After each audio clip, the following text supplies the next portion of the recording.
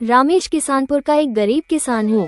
खेती करके जो आमदनी होती है उसी से उसका घर परिवार किसी तरह चलता है, मगर हमेशा ही उसके घर में तंगी और अभाव बना रहता है।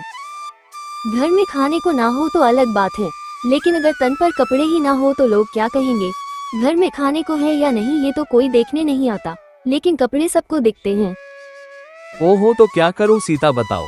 तुम खुद ही देख रही हो कि 2 साल से हमने अपने लिए एक नया कपड़ा क्या रुमाल का टुकड़ा तक नहीं लिया है। जो है तुम्हें और बच्चों को दिलाता रहता हूँ। तुम्हें पिछले साल ही तो दिलाया था ना। बताओ ऐसे में कैसे घर चलेगा। घर में खाने को ना हो तो अलग बात है, लेकिन अगर तन पर कपड़े ही ना हो तो लोग क्या कहेंगे। घर में खाने को है या नहीं ये तो कोई देखने नहीं आता, लेकिन कपड़े सबको दिखते हैं। अच्छा ठीक है, अगर इस बार धान अच्छी हुई तो तुम सबके लिए नए कपड़े ले आऊंगा भाई। देखते हैं तुम्हारा धान कब अच्छा होता है और कब तुम मुझे कपड़े ला देते हो। हर साल यही बात कहते हो। अरे अगर मेरे बस में होता तो क्या तुम्हें इस हालत में रखता। बताओ सीता। अरे तुम क्यों नहीं समझती हो, समझो ना। मैं तो खुदा ही चाहता हूँ कि तुम खुश रहो, बच्चे सबसे ज्यादा खुश रहें। समझती हूँ, इसी वजह से मैं तुम्हें कुछ नहीं कहती, लेकिन अब देखो पहनने लायक एक भी कपड़ा नहीं बचा, तो क्या चुप रह सकती हूँ। अच्छा ठीक है, बस अब शांत हो जाओ। मैंने कह दिया ना कि इस बार धान कटते ही तुम्हें नए कपड़े दिला दूंगा।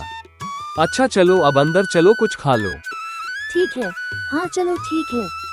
अच्छा ये बताओ मोनू कहाँ है, कहीं दिखाई नहीं दे रहा। बुलाओ उसको। बुला रही हूँ, तुम हाथ मुंह धोकर बैठो, मैं उसे लेकर आती हूँ। अरे सीता, यह मोनू सो गया क्या। हाँ जी, काफी देर पहले ही सो गया।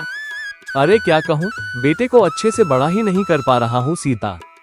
हमारे घर जन्म लेकर उसने बड़ा अन्याय कर दिया है। उसने क्या अन्याय किया।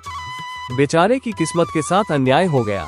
अगर किसी अमीर घर में जन्म लेता तो कितनी अच्छी तरह पलता बढ़ता, हंसता खाता, पढ़ता लिखता, खेलता कूदता। ऐसी बातें मत करो जी, सुनकर बुरा लगता है। मोनू अगर किसी और के घर जन्म लेता तो हमें हमारा मोनू ही कहाँ मिलता। हाँ लेकिन सोचो तो सही सीता, मोनू कितनी अच्छी तरह से पलता, उसे किसी चीज की कमी ना होती, ना खाने की, ना कपड़े की, ना पढ़ाई लिखाई। तुम चाहे जो कहो, हम कभी मोनू को तकलीफ नहीं देना चाहते। जितना बन पड़ता है हम कोशिश करते हैं उसे अच्छे से रखने की। हम कम खाकर उसे ज्यादा खिलाते हैं। हम फटे कपड़े पहनते हैं, लेकिन उसे अच्छे कपड़े देने की कोशिश करते हैं। लेकिन पूरा कहाँ कर पाता हूँ सीता, सही बताऊं, मेरा दिल बहुत दुखता है। मेरा बेटा ऐसे तकलीफ में रहे यह मुझसे सहा नहीं जाता, और तुम्हें भी ऐसे कष्ट में देखकर अच्छा नहीं लगता। अगर तुम किसी और की पत्नी होती तो कम से कम तुम्हें ये सब तो ना झेलना पड़ता।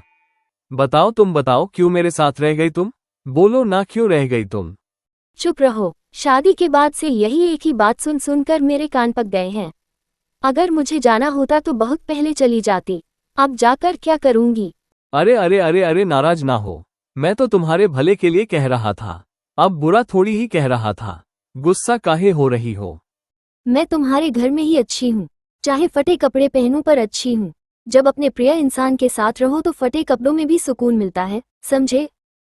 अच्छा, मैं समझ गया। अब कभी नहीं कहूँगा। अब तो खुश मुस्कुराओ। नहीं, पहले मुस्कुराओ।